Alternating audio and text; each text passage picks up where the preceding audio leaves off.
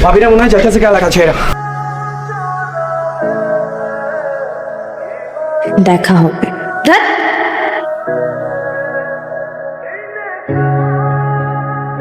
দেখা হবে।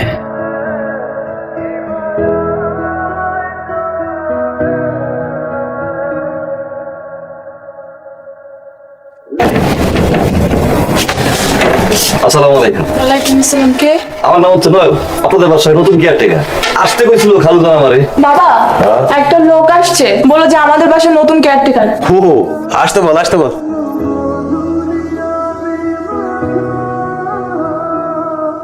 রমিজ ভাই আপনার কথা কইল। ঠিক আছে ঠিক আছে বাবু, বসো না, বসো বসো। তুমি থাকো কোথায়? রমিজ ভাইয়ের বাড়ির পাশে আমার বাড়ি। নীরা, ওই একটু বুঝিয়ে শুনিয়ে দিতে হবে। আপনার এত বড় বাড়ি দেখাশোনা করার জন্য ফাইনাল একজন কেয়ারটেকার পাওয়া গিয়েছে। হ্যাঁ, রাস্তাঘাটি ঘাস, বাহ, কার জন্য এগুলো করি? চিনেই না, দেখি না জীবনে, কপাল আমার।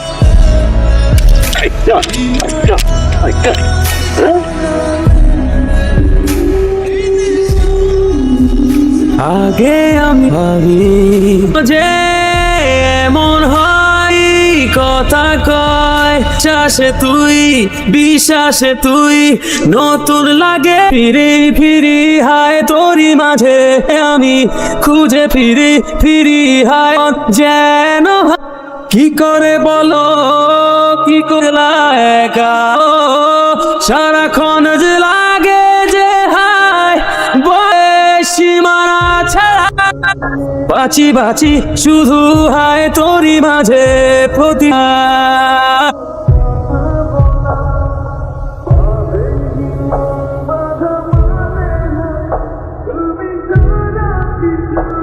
বাজারে কি অবস্থা দেখেছো? নাও। না ভাইয়া, আরে নাও, যা খাবার এখানে খেয়ে যেতে হবে, বাসে গিয়ে তো আর খাওয়া সম্ভব না। আপনি কিন্তু মানুষটা অনেক ভালো।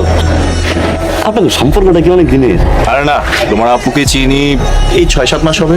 ভাই আপনারা বিয়ে করতেছেন কবে? সবাই তো যাচ্ছে অনেক জলদি, কিন্তু তোমার আপু চাচ্ছে একটু সময়। আপু মনে হয় আপনার ভালোবাসেন না? আরে দূর পাগলা, এমন কোনো কিছুই না। এই বাজারগুলো নিয়ে বাসে আসো, আমি পরে আসছি।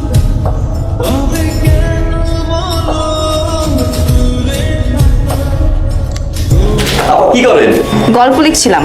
আপা একটা কথা বলি, বলেন না। আপনি কি সত্যি বিয়ে করবেন? এটা আমার পার্সোনাল ব্যাপার নয়ন, আপনি কেন জিজ্ঞেস করছেন? এমনি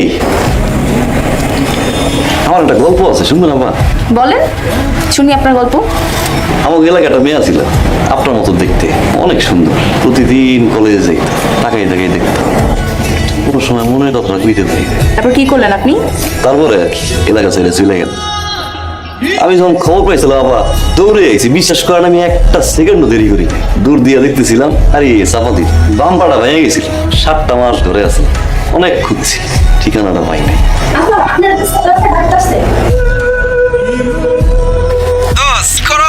টোকা গাইছস, ভাবিরে কইছস?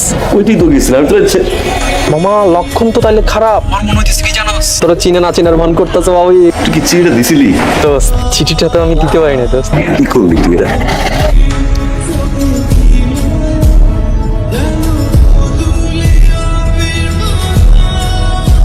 তুই এখন কেন? খালো না, খুব বুকে ব্যথা করতেছিল, আপা তাড়াতাড়ি ডাক্তারের কাছে নিয়ে গেছে। কি করছ কখন? একটু আগে।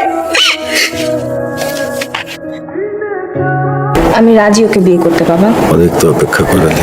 যে ভালোবাসার কখনোই পূর্ণতা পাবে না, সেটাকে আঁকড়ে ধরে রাখার কোনো মানে নেই। আমারও তো বয়স হয়েছে মা, কখন যে কি হয়ে যায়। তোর তো নিশ্চয়ই মনে থাকার কথা রে মা। আমরা যখন জায়গা বদল করে এখানে এলাম। আমি জানি বাবা, বুঝি। তুই রাজি হয়ে যা মা, আসিফ তোকে অনেক ভালো রাখবে। তুই আমাকে কথা দে মা, অন্তত কাবিনটা করে ফেল। কালই করবো।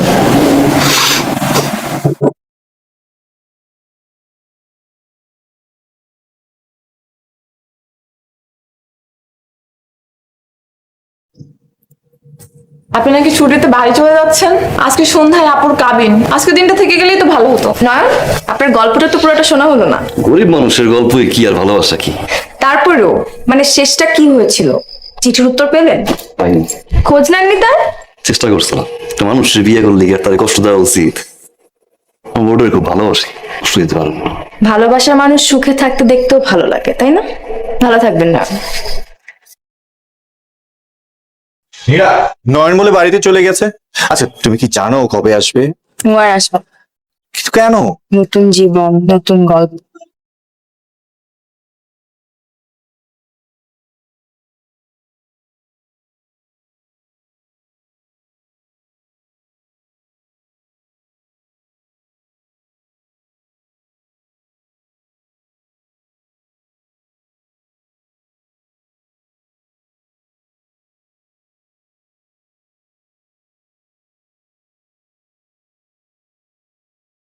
একটা মানুষের বিয়ে করলে তাদের কষ্ট দেওয়া উচিত।